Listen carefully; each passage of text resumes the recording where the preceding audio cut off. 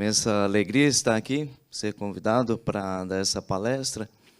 Como disse o Carlos, eu trabalhei um pouco no mestrado nessa parte de imunologia, que nós chamamos de imunologia molecular, e atualmente estamos trabalhando ali no laboratório do professor Marcos Eberle, com a parte mais relacionada à forense. Eu gostaria de falar um pouco hoje sobre essa questão, que eu acho de suma importância para a teoria do design inteligente, que retrata sobre a imunologia molecular. Como diz Louis Pasteur, gostaria de começar dizendo: quanto mais eu estudo a natureza, mais fico maravilhado, não é, com a obra do Criador. E a nossa apresentação terá 5 partes. Eu vou falar um pouco sobre a introdução, a divisão do sistema imunológico, inflamação, complexo principal de histocompatibilidade e anticorpos. Como diz, lendo recentemente um livro do Philip Johnson, ele dizia que há um rótulo atual dizendo que o teísmo, o design inteligente, é retratado como religião, e o naturalismo filosófico é retratado como ciência. Então, eles trabalham para evitar esse debate.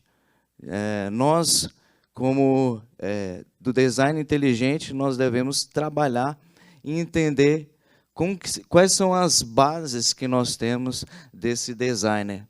Então, eu gosto muito de ver o professor Adalto falando sobre James Clerk Maxwell. Gosto muito dessa citação dele também, em que ele dizia que é bom ter 2 maneiras de ver um assunto e admitir que existem 2 maneiras de vê-lo. Então, sempre possibilitando uma tese e uma antitese para que a gente possa chegar em uma determinada síntese, como diria Maxwell. Bem, o sistema imune ele é derivado dessa palavra, immunitas, uma palavra latina, onde os senadores da República eles não sofriam processos, eles tinham imunidade. Então, é a defesa que eles tinham. Qual que é a divisão do sistema imunológico? Ele é dividido em imunidade inata e imunidade adaptativa. Isso é lógico, é feito apenas em termos didáticos. Mas, como nós vamos observar, o sistema imunológico é uma orquestra, é algo bem complexo que se encontra, né, no nosso organismo. Que seria a imunidade inata? Seria as barreiras, inflamação, adaptativa, seriam os linfócitos B, os linfócitos T. Então, a imunidade inata, que seriam essas barreiras, nós temos, por exemplo, a pele. A pele com todas essas células justapostas, juntinhas, determinados milhões e milhões de micro-organismos que estão no ar, não conseguem adentrar o nosso organismo por conta da pele. Nós temos também a acidez estomacal. Muitas vezes nós nos alimentamos de um determinado nutriente, uma determinada fruta, um bolo, vamos dizer assim, ele está contaminado, e aí você se alimenta daquilo, chega no estômago, o pH é tão ácido que ele acaba destruindo aquela parede celular, aquela membrana plasmática daqueles micro-organismos. E aquilo faz com que seja destruído aquele micro-organismo. Então, nós chamamos isso também uma barreira do nosso sistema imunológico. A lisozima é uma enzima que está localizada na lágrima dos nossos olhos. Então, ela serve justamente para destruir parede celular de bactérias. Então, faz parte também uma barreira do nosso sistema imunológico. O suor tem pH por volta ali de 6. Também é utilizado como uma barreira para destruir determinadas bactérias. E o ciliado respiratório. É impressionante quando nós estudamos o ciliado respiratório, ele tem um movimento harmônico em que forma ali um muco e consegue ser retirado aqueles micro-organismos que são chamados patogênicos. Então, todas essas barreiras fazem parte do que a gente chama de imunidade inata. E eu coloquei essa citação do Richard Dawkins, nós falamos bastante sobre ele, falamos um pouco mal, né? Para variar, mas porque realmente ele tem algumas opiniões estranhas. E no livro dele, chamado O Gene Egoísta, ele diz que a única função que existe do nosso organismo é tentar preservar os genes. Então, tudo que acontece no nosso organismo, a função principal é preservar esses genes. Mas quando a gente estuda o sistema imunológico, você não observa muito isso, porque o sistema imunológico ele está ali para preservar não apenas os nossos genes, ele está ali também para preservar as nossas células, ele está ali para preservar os nossos tecidos, os órgãos, o nosso sistema, o indivíduo como um ser completo, né? Não apenas os genes. Então, esse questionamento do Dawkins é um pouco estranho. Então, essa primeira parte, ela falava justamente a introdução sobre o sistema imune inato. E a gente gostaria de entender um pouco sobre também inflamação. O que é a inflamação, né? A inflamação, ela vem, quais são os estímulos da inflamação? Primeiramente, a infecção. Podem ser micro-organismos, chamados micro-organismos patogênicos.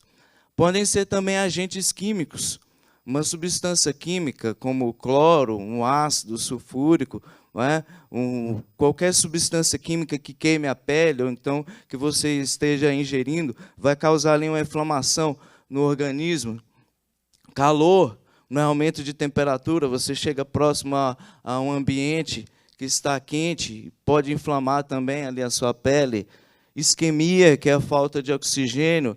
Radiação, um dia exposto ao sol, como a praia, nessa bela praia aqui de Copacabana, pode também fazer com que aquele local esteja inflamado. Então, são os vários estímulos que podem levar um organismo a sofrer esse processo inflamatório.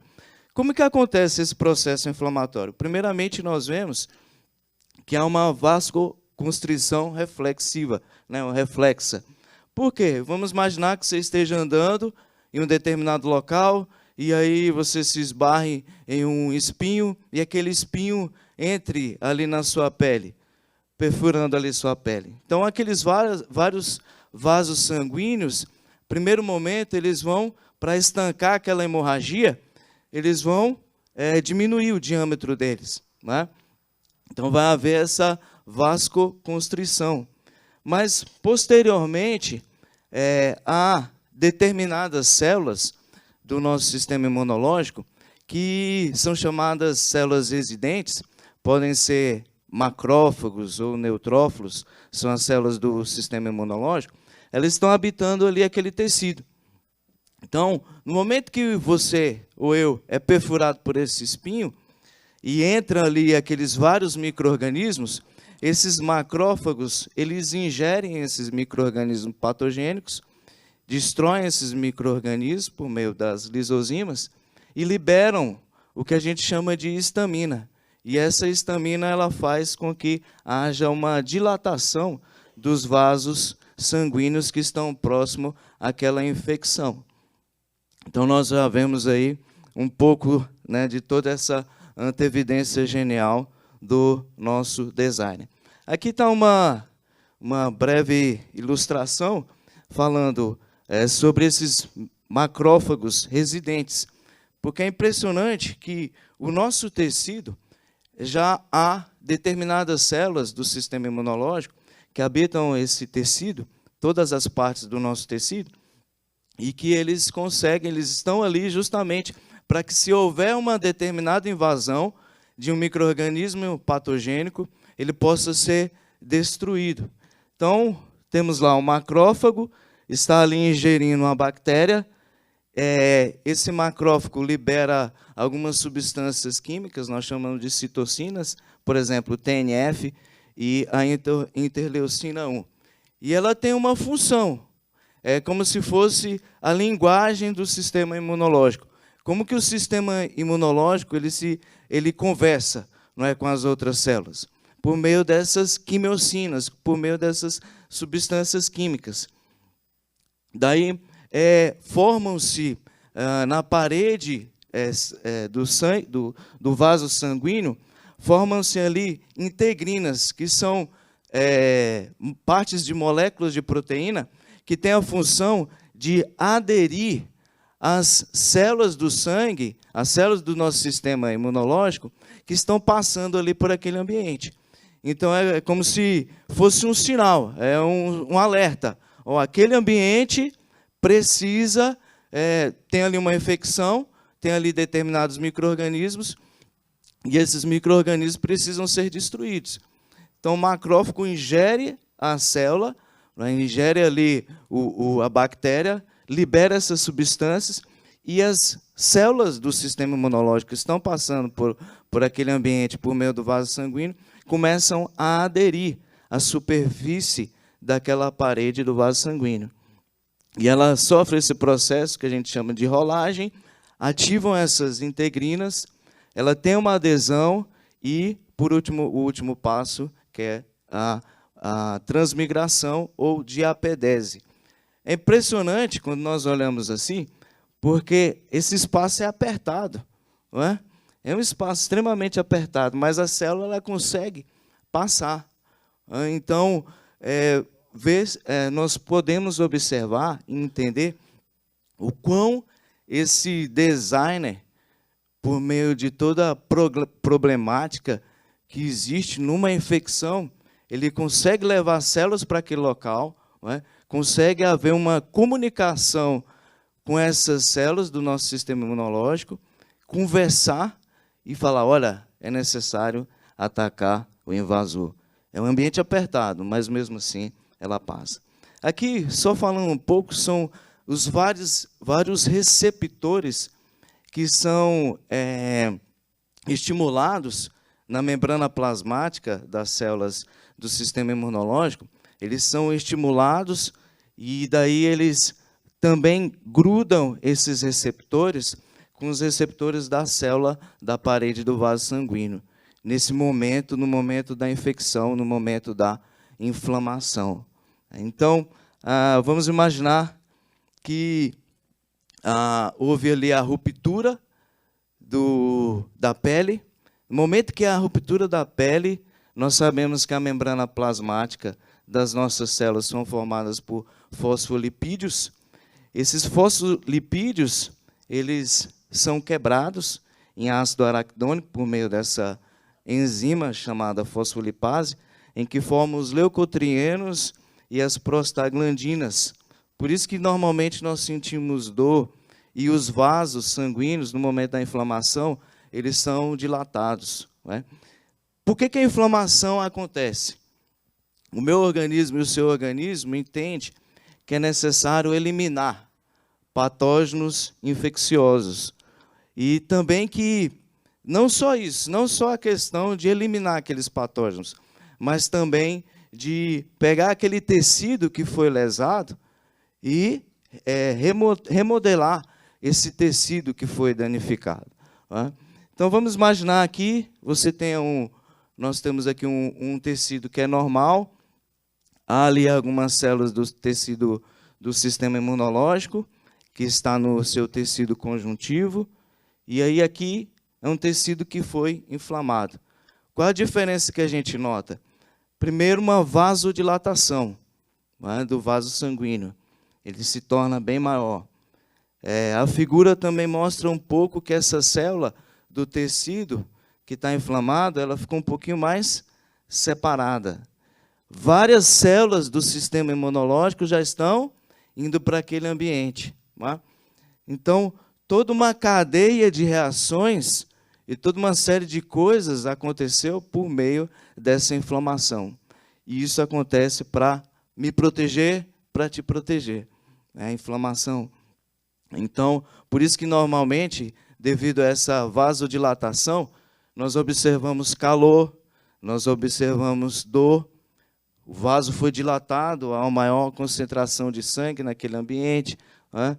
Nós observamos tumor, nós observamos rubor, afinal de contas, há uma grande quantidade de sangue que está indo para aquele local, então fica mais vermelho, né? O tumor é por conta que as células do tecido se separaram um pouco mais, e sangue, plasma sanguíneo está indo para aquele ambiente, então dá um aspecto de inchado. E, muitas vezes, se essa inflamação continuar, ocorre o que a gente chama de perda da função. Então, como ocorre isso? Tem uma célula, essa célula tem ali um micro-organismo, a célula, juntamente com o lisossomo da célula, fagocita, manda ali uma série de enzimas que destroem aquele micro-organismo. E aí ele libera essas substâncias em síntese e chama, esse sinal ocorre para que possa chamar ali várias células do sistema imunológico e destruir aqueles micro-organismos patogênicos, ou então restabelecer a ordem daquele tecido que foi danificado. Aí, falando um pouco mais, né, dos padrões moleculares associados aos patógenos, né, que podem ser... Porque a gente deve entender o seguinte, há uma série de... o nosso sistema imunológico, quando entra um micro-organismo patogênico dentro de nós, ele entende que aquele micro-organismo não faz parte do seu sistema. Ele reconhece determinadas partes do micro-organismo como padrões moleculares que são associados a esses patógenos. Por isso que ele vai lá, destrói aquelas células, forma aquelas células em pedaços e joga aqueles pedaços, muitas vezes, na corrente sanguínea, como nós vamos ver daqui a pouco. Tem os mastócitos, né, que formam os monócitos, aliás, que formam os macrófagos. Eles se diferenciam em duas partes. M1. Esses macrófagos são células do sistema imune. E a responsabilidade dele, a função dele é destruir esses patógenos. Então ele vai lá, fagocita e destrói esses patógenos. Mas é interessante que ele não tem só essa função. Ele também tem uma função de restabelecer. A gente chama isso de debridamento. O que é o debridamento? No tecido inflamado, vários neutrófilos eles funcionam como verdadeiros kamikazes, vamos dizer assim. Eles vão até aquele local, entram naquele tecido que está sendo invadido por aqueles patógenos, destrói aqueles patógenos, mas quando eles destroem os patógenos, eles também morrem. Parece alguém, né? Que a gente conhece, não é? Então eles vão lá e justamente para quê? Para nos proteger, não é? Então quando ele vai lá e destrói o patógeno, ele também morre. Os macrófagos, eles têm essa função de debridamento, de limpar aquele tecido, né? Então ele não só apenas destrói aqueles micro-organismos patogênicos, mas também remove ali todo aquele tecido que está danificado, que está destruído. Então esses macrófagos, eles sabem, se diferenciam em M1 e M2, né? Mais uma vez aí os lisossomos. Eu gosto muito dessa citação do Michael Behe, onde ele fala que um número astronômico de chances, né, processos não inteligentes poderiam criar toda essa complexidade do sistema imunológico. Tantas, e eu falei aqui até agora para vocês apenas da inflamação, não é? Mas nós temos uma série de coisas que acontecem com o sistema imunológico. Então, uma verdadeira orquestra, uma verdadeira complexidade de moléculas químicas, de células químicas que estão ali naquele ambiente para nos proteger, né? Então, realmente é formidável. Então, eu queria falar agora um pouquinho sobre o complexo principal de histocompatibilidade. O que é isso, né? Há nas nossas células complexos proteicos que são fabricados dentro das nossas células a fim de nos diferenciar as células do nosso corpo entre próprio e não próprio. E uma delas é o que a gente chama de MHC1, que é o complexo principal de histocompatibilidade. Então, há dois tipos de MHC, na verdade, 3, mas eu coloquei aqui só 2, e eu vou devido ao tempo, eu vou trabalhar só o MHC de classe 1. O que é esse MHC de classe 1? Ele é, como eu falei para vocês, um complexo proteico. que é feito dentro das nossas células. Qual que é a função dele? Periodicamente, as células do nosso sistema imunológico, eles passam na corrente sanguínea e eles vão, vamos dizer assim, varrendo as células que estão danificadas, ou então as células que estão infectadas, ou até mesmo aquelas células que que são células neoplásicas, células de câncer, por exemplo, né?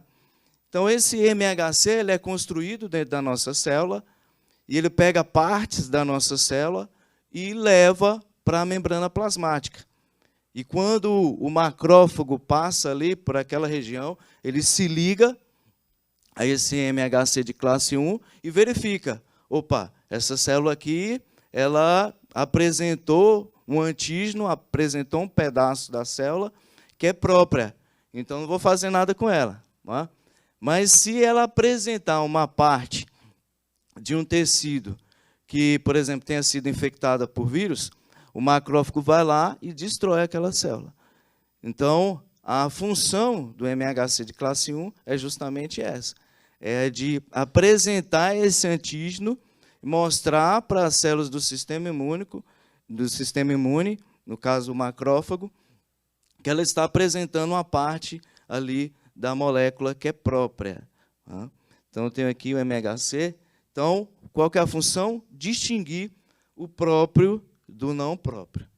Essa é a função do MHC de classe 1, esse complexo proteico que foi fabricado dentro das nossas células. Então, vamos imaginar, tem essa figura aí, eu tenho ali a membrana plasmática, eu tenho o aparelho de Golgi, o complexo de Golgi, o núcleo da célula, e o retículo endoplasmático, a ubiquitina e o proteasoma. Então, a célula ali no retículo endoplasmático, por meio da calnexina, monta o MHC de classe 1. Né? Existe ali também, a célula entende que ela precisa pegar aquela fenda do MHC de classe 1 e tapar aquele pedaço, limpar aquele pedaço, para que quando ela for apresentar esse antígeno, esteja ali realmente apresentando o antígeno da maneira correta. E vamos dizer que tem ali um vírus, né? Tem um vírus passeando por aquele local, e ele quer entrar na célula.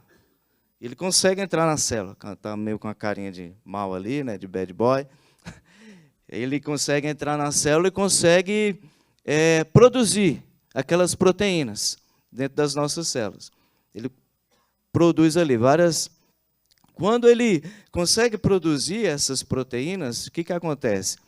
Existe uma proteína que a gente chama de ubiquitina, essa azul, ela marca ali essas proteínas que foram fabricadas pelo vírus. E ela passa, essas proteínas que foram marcadas pelo vírus, passa pelo proteasoma. O proteasoma é como se fosse um liquidificador da nossa célula. Quebra essas partes dessas moléculas. Aí quebrou, e o nosso organismo agora reconhece aquilo ali como não próprio, as nossas células. E aí pega-se o complexo proteico MHC de classe 1, é conectado ali naquela parte e vai fazer o quê? Apresentar para que quando o macrófago passar por aquele ambiente, possa fazer o quê? Destruir aquela célula. Afinal de contas, aquela célula está infectada. Então, periodicamente, as nossas células estão fazendo esse processo, fazendo um processo de varredura, vamos dizer assim. Os macrófagos, as células dendríticas, os neutrófilos varrem aquele ambiente para verificar se alguma célula do nosso organismo está apresentando ou não uma parte própria ou não própria. E aí o linfócito, nesse caso aí que eu coloquei, o linfócito T, CD8, reconhece aquilo como não próprio, vai lá e destrói aquela célula.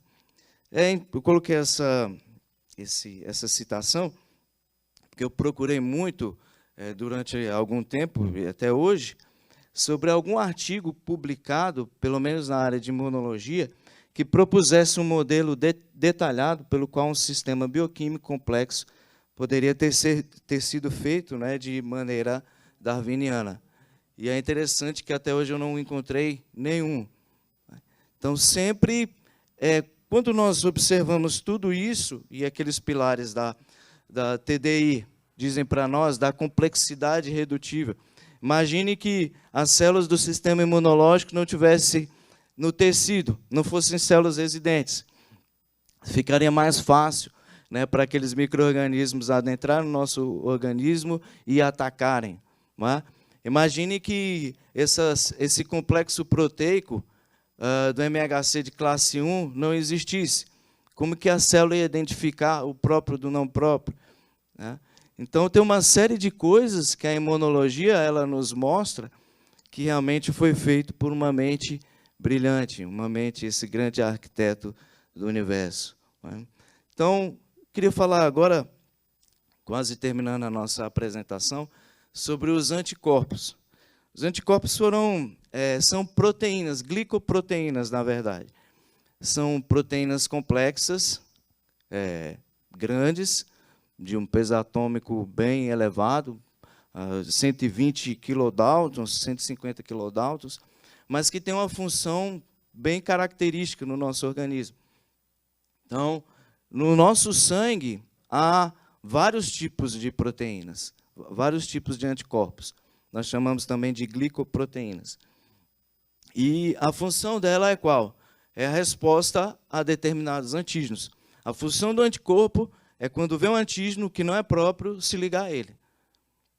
Então, daí a gente já observa o grau de complexidade do sistema imunológico.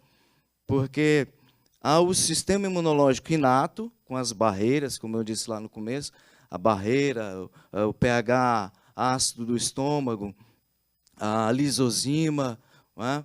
Toda a parte ali do muco, do trato respiratório, que a gente chama de imunidade inata. Mas também essa imunidade adaptativa. Para vocês terem uma ideia, o nosso organismo tem a capacidade de fazer 1 trilhão de anticorpos diferentes, né, de toda parte da recombinação gênica que há, né, dentro das células. Então, está ali uma série de anticorpos diferentes, distintos, na nossa corrente sanguínea. E esses anticorpos, eles são específicos para determinados antígenos. Nós vimos aí na Covid, tanto se falou sobre a vacina para que o nosso organismo pudesse produzir anticorpos contra as proteínas do Covid, né, do vírus do Covid.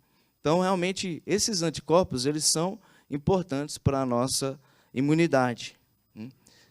E há vários tipos de anticorpos. Há anticorpos IgM, há anticorpos IgD, IgG, IgA. Esses anticorpos eles vão há anticorpos pentaméricos, no caso aqui como a IgM, que tem a função de se ligar àquele antígeno específico. Eu vou falar especificamente de um tipo de anticorpo que a gente chama de IgG. Esse anticorpo IgG ele vem sempre como uma segunda resposta. Normalmente, quando um micro-organismo ou um agente patogênico ataca o nosso organismo ele libera IgM, que é aquele anticorpo que tem mais cadeias, pentamérico. E aí está um anticorpo que a gente chama de IgM. Qual foi a vontade, vamos dizer assim, o trabalho do pessoal em relação à IgG? Eles queriam, por meio da engenharia de anticorpos, diminuir o tamanho desses anticorpos, para que ficasse mais fácil das células produzirem e ser lançado na corrente sanguínea e servir como um medicamento, né, para as pessoas. Então, eles pegaram aquele anticorpo ali, essa parte azul a gente chama de cadeia pesada, e essa parte vermelha a gente chama de cadeia leve. E essas alças que estão ali em verde, com setas verdes, elas são as alças que fazem a diferenciação, são as cadeias que a gente chama de cadeia variável. Então, quanto mais variável for essas cadeias, mais especificidade se tem contra diferentes tipos de vírus ou de bactérias. E as funções, né? Quais são as funções desses anticorpos? Primeiro, a opsonização. Opsonizar é quando vários anticorpos se ligam ali em um micro-organismo e esses vários anticorpos ficam mais fácil da célula do macrófago, das células do sistema imunológico, se ligarem e fazerem um processo de fagocitose naquela célula que está sendo infectada. Neutralizar, aglutinar e a fixação do complemento. Tem essa figura aqui, deixa eu ver se tem outra. Essa. Então, essa cadeia pesada, ela serve para estabilizar o anticorpo, que é uma proteína, mas ela serve também para que células do nosso sistema imunológico possam se ligar a ela e desencadear todo um processo de reação imunológica. Então, a gente não pode simplesmente chegar e falar assim, como a cadeia pesada não se liga ao micro-organismo, eu vou tirá-la, eu vou retirá-la dessa proteína. Não, ela tem uma função, e a função específica dela é fazer com que essa cadeia de reações imunológicas possa acontecer e também para que ela possa estabilizar essa molécula, né? Então, eu tenho aí, por exemplo, a opsonização. Vários anticorpos se ligaram ali com a célula, ocorreu a adesão, a ingestão e o processo de fagocitose por meio do macrófago, né? Então, como eu disse para vocês, atualmente se busca, por meio da engenharia de anticorpos, uma maior estabilidade dessas macromoléculas. Mas em um trabalho feito, quando eu estava fazendo o mestrado, um dos trabalhos que eu fiz foi avaliar, pegar um determinado anticorpo, que fosse completo, tivesse cadeia pesada, a cadeia leve, como eu mostrei para vocês, e comparar com outros fragmentos de anticorpos e verificar a estabilidade dessas proteínas, dessas glicoproteínas. E um dos achados foi que, justamente, quando se retirava a cadeia pesada, ela não se tornava mais estável, essas moléculas. Então, eu tenho aqui um anticorpo monoclonal, Z22, que era um anticorpo contra zDNA. O anticorpo estava intacto. Nós estudamos ele por meio de uma técnica chamada dicroísmo circular, onde ela observa a estrutura terciária e secundária dessas proteínas. E nós observamos que, mesmo em altas temperaturas e pHs baixo e alto, essas proteínas elas não eram desnaturadas, eram proteínas estáveis. Eu acho interessante esse achado, porque mesmo que, vamos imaginar, você pegue uma proteína, um anticorpo, e jogue ele em um pH que seja ácido ou básico, aquela proteína continua intacta. Aquele anticorpo continua intacto. Ele é estável, né, em diferentes temperaturas e diferentes pHs. Esse primeiro gráfico. O segundo gráfico foi justamente um exemplo de um pedaço que a gente chama de fragmento variável do anticorpo. Aí nós tiramos aquela cadeia pesada. Voltar lá. Nós tiramos essa cadeia azul e deixamos apenas essa cadeia em vermelho. Nós vemos que ela é bastante fácil de se degradar e bastante fácil também de sofrer o processo que a gente chama de desenovelamento proteico. E seria, mais uma vez, uma conclusão que a gente chega sobre a questão do porquê aquele anticorpo se mantém estável, né? Então, mais um processo, mais uma questão da anteevidência genial, de saber que aqueles anticorpos precisam daquela estrutura.